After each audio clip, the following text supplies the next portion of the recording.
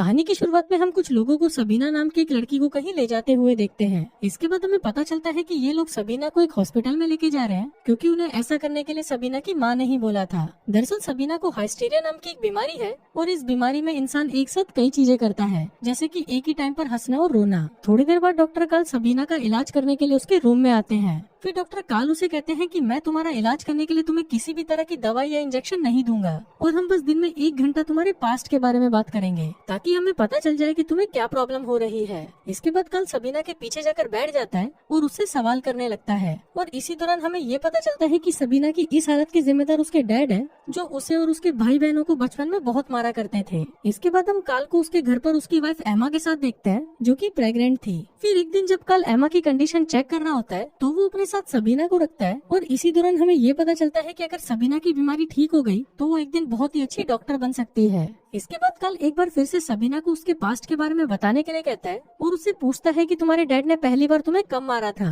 इस पर सबीना उसे बताती है कि जब वो 4 साल की थी तब गलती से उसके हाथ से एक प्लेट नीचे गिर गई थी। इसके बाद उसके डैड उसे कमरे में लेकर गए और उसे पीछे से मारने लगे। अब इससे सबीना को बहुत पेन तो हो रहा था, पर इसके साथ ही उसे काफी मजा भी आ रहा था। सबीना को ये तो पता था कि ये बहुत बुरी चीज है, पर सबीना को उसके डैड का उसे पीछे से मारना काफी अच्छा लगने लगा। जिसके बाद जब भी उसके डैड उसे कमरे में जाने को कहते तो वो चुपचाप बिना कोई सवाल करे अंदर चली जाती, क्योंकि उसे भी ये करना पसंद था। अब सबीना की ये सब बातें सुनकर काल भी समझ जाता है कि इसी इंसिडेंट की वजह से सबीना इस बीमारी का शिकार हुई है। अब सीन यही शिफ्ट होता है और हम 2 साल बाद का सीन देखते हैं, जहां काल अपनी वाइफ एमा के साथ डॉक्टर फ्लूट से मिलने उनके घर पर आया है। इसके बाद जब काल डॉक्टर फ्लूट से बात कर रहा था तब हमें पता चलता है कि सबीना की हालत पहले से अच्छी हो गई है और वो काल के कहने पर ही मेडिकल स्कूल में डॉक्टरी की पढ़ाई भी कर रही है, क्योंकि काल का मानना था कि सबीना एक बहुत अच्छी डॉक्टर बन सकती है। आगे हमें ये भी पता चलता है कि जिस मेथड से काल ने सबीना का इलाज किया था उस मेथड का इन्वेंशन डॉक्टर फ्लूट ने ही किया था। लेकिन जब डॉक्टर फ्लूट ने इस मेथड को सभी को बताया तो सभी उनका मजाक उड़ाने लगे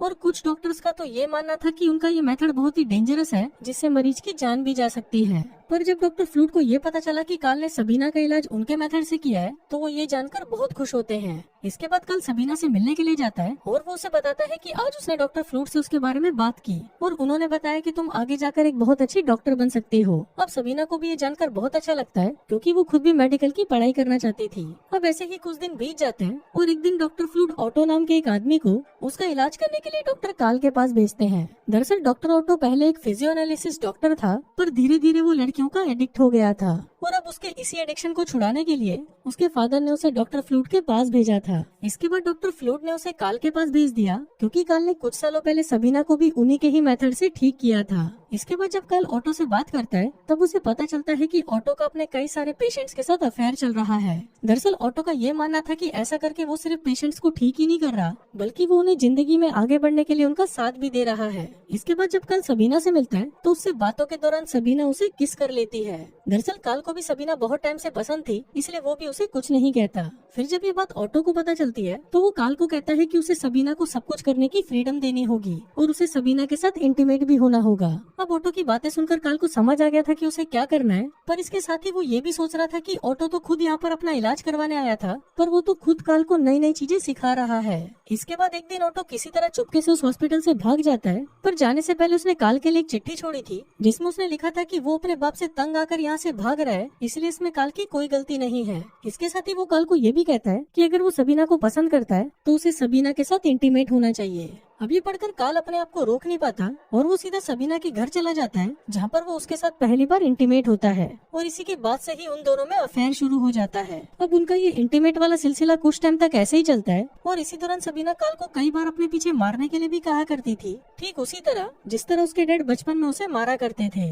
अभी सबसे काल को समझ आ गया था कि सबीना की बीमारी अभी भी पूरी तरह ठीक नहीं हुई है। इसी दौरान काल डॉक्टर फ्लूट से भी मिला करता था और वो उसे सबीना की प्रोग्रेस रिपोर्ट के बारे में बताया करता था, पर काल ने अभी तक डॉक्टर फ्लूट को ये नहीं बताया था कि वो सबीना के साथ इंटीमेट हुआ है। इसके बाद जब वो दोनों बातें कर रहे होते हैं तब काल डॉक्टर फ्लूट को बताता है कि वो हमेशा से ही कभी भी डॉक्टर नहीं बनना चाहता था, बल्कि उसे तो पैरानॉर्मल एक्टिविटीज में स्टडी करनी थी। पर इस पर डॉक्टर फ्लूट उसे मना कर देते हैं, जिस वजह से उन दोनों में बातें होना कम हो जाती है। अब इसके कुछ दिनों बाद डॉक्टर फ्लूट काल से मिलने आते हैं और वो उससे शहर में फैल रही अफवाहों के बारे में पूछते हैं कि एक लड़की शहर में सभी को लेटर्स भेज रही है कि काल का किसी लड़की के साथ अफेयर चल रहा है। अब ये सुनकर काल उन्हें मना कर देता है और कहता है कि मेरा किसी के साथ भी अफेयर नहीं चल रहा। अब ये सुनकर काल डर जाता है कि अगर किसी को भी काल और सबीना के अफेयर के बारे में पता चल गया तो पूरे शहर में उसकी इज्जत चली जाएगी। इसलिए वो अगले ही दिन सबीना से मिलकर उसे ब्रेकअप कर लेता है। पर इसे सबीना को बहुत ज्यादा बुरा लगने लगता है और वो फिर से हाइस्टीरिया बीमारी के पेशेंट की तरह हरकतें करने लगती है।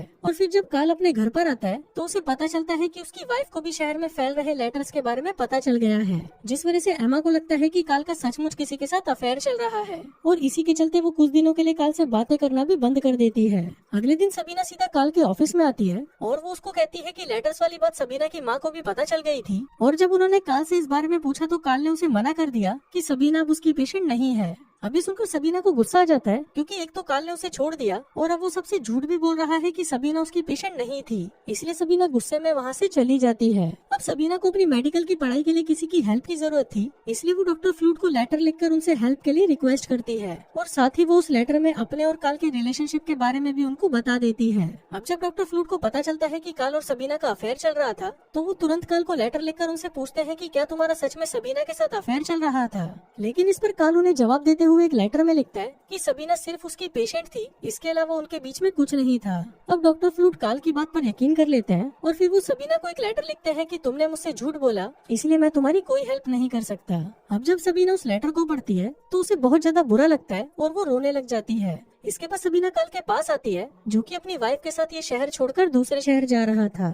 वहाँ सबीना काल को उनके रिलेशनशिप के बारे में डॉक्टर फ्लूट को बताने के लिए कहती है क्योंकि अगर काल ने ऐसा नहीं किया तो डॉक्टर फ्लूट उसकी हेल्प नहीं करेंगे। अब सबीना के बार बार इंसिस्ट करने पर काल मान जाता है और वो डॉक्टर फ्लूट को लेटर लिखकर सारी बातें बता देता है। फिर जब डॉक्टर फ्लूट उस लेटर को पढ़ते हैं तो वो सबीना से माफी मांगते हैं और उसे अपने पास बुला लेते हैं। अब ऐसे ही कुछ साल बीत जाते हैं और एक दिन सबीना काल से मिलने उसके घर पर आती है। फिर जब एमा और सबीना आपस में बातें कर रही होती हैं, तब सबीना उसे बताती है कि उसने एक रशियन आदमी से शादी कर ली है और वो प्रेग्नेंट भी है। यहाँ पर एमा भी सबीना को बताती है कि जब से काल ने डॉक्टर फ्लूट से बात करना बंद किया है तब से वो डिप्रेशन में चला गया है, इसलिए वो सबीना को काल से एक बार बात करने के लिए कहती है। इसके बाद जब सबीना काल से बात कर रही होती है तो वो उसको बताती है कि वो प्रेग्नेंट है और उसके पेट में उसी का बच्चा है। अब ये सुनकर काल को भी बहुत अच्छा लगता है और वो सबीना को आई लव यू बोलता है। फिर फिल्म के लास्ट सीन में जब सबीना वापस जा रही होती है तो वो रास्ते में रोने लगती है क्योंकि वो अभी भी काल से बहुत प्यार करती थी। और इसी के साथ ही ये कहानी यहीं खत्म हो जाती है।